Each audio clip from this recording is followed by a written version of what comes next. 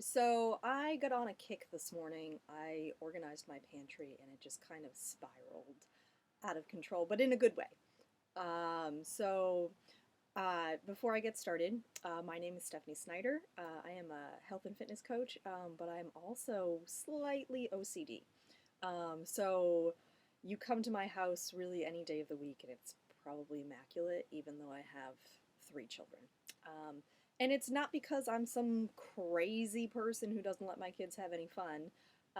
It's because, one, my kids pick up after themselves most of the time. And two, if I see something lying around that's not where it's supposed to be, I'll just pick it up as I'm walking to another room and put it away. So it's kind of a habit. I don't even think about it anymore. It just happens. But today I want to talk to you about getting organized, and I'm actually in my attic. Fortunately, we have a rather large attic. So there's tons of stuff up here. But I came up here the other day to get Christmas decorations and was kind of disgusted by the chaos that was going on. So having said that, I have decided that I'm going to organize. Tips to get organized before the new year. Um, this time of year, a lot of people just say, oh, I'll start January 1st. Oh, I'll start January 1st. Oh, I'll do that January 1st.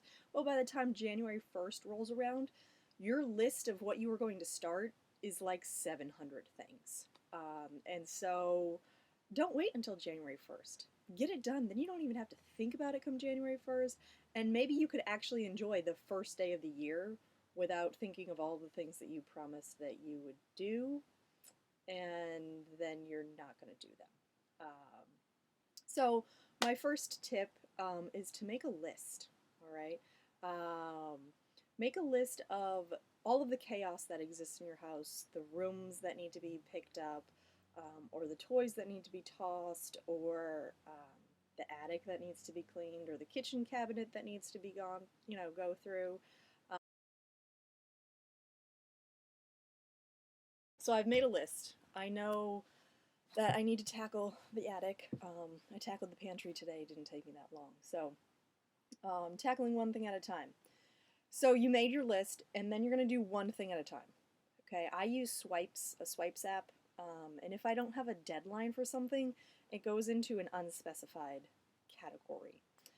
And that unspecified category just hangs out there, and I check it occasionally to see, if I have time to get something else done. But I only tackle one thing at a time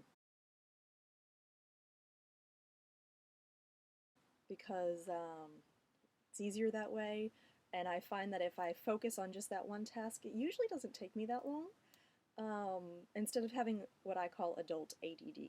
So I know some of you can relate to this. You start doing the laundry, and then you go to put clothes away, and when you're in your son's room, you see that there's Legos all over the floor, so then you're cleaning up the Legos, and then you find a toy that goes in another part of the house, and so you go to that other part of the house, and then you're cleaning that part of the house, and an hour later you get back to the laundry. I do have days like that sometimes, but I really try to avoid it when I'm on a mission to organize. And so I'm on a mission to organize my attic today. So I brought a trash bag.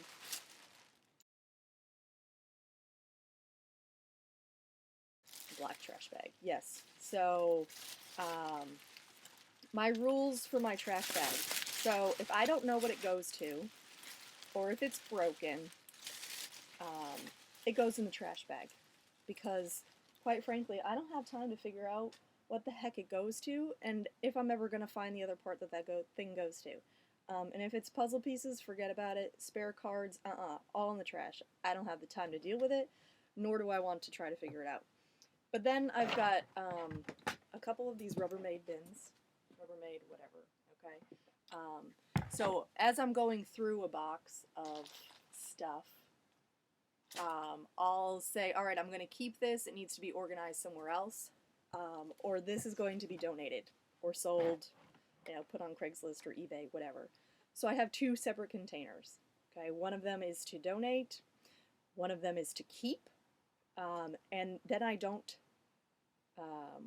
fuss about it. I know, and I have a label maker. Yes, again, I'm a little OCD, so I have a label maker. where I label the bins once I'm done with it. But again, that's because I'm OCD. If you don't have a label maker, a Sharpie and some masking tape will work just as well. So that's tip number 3, is to take the trash bag and to throw it away. Okay, just if it's broken, throw it away because you're probably not going to fix it. And then number 4, well, that was part of number 4. I talked about this briefly before.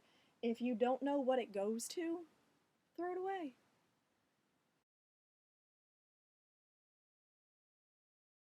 Who cares? Really? I mean, unless it's I mean, I can't even give you an instance because I don't keep stuff that's broken. And if I don't know what it goes to, chances are really good that I've already thrown it away.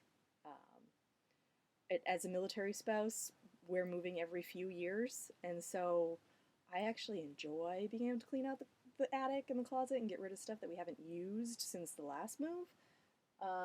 So uh, there's a lot of stuff I throw away, but I don't need it. I don't use it. If it's up in the attic, chances are good I never use it.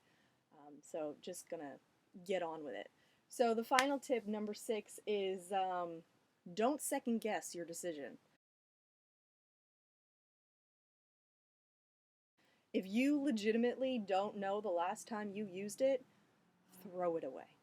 I mean, unless it's like a set of skis and ski boots and you know that you go skiing every couple years, you know it's not something you do yearly, but you know you're going to do it again soon, don't throw that stuff away, okay?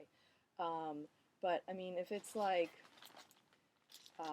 some sewing stuff, okay, I made this blanket for my son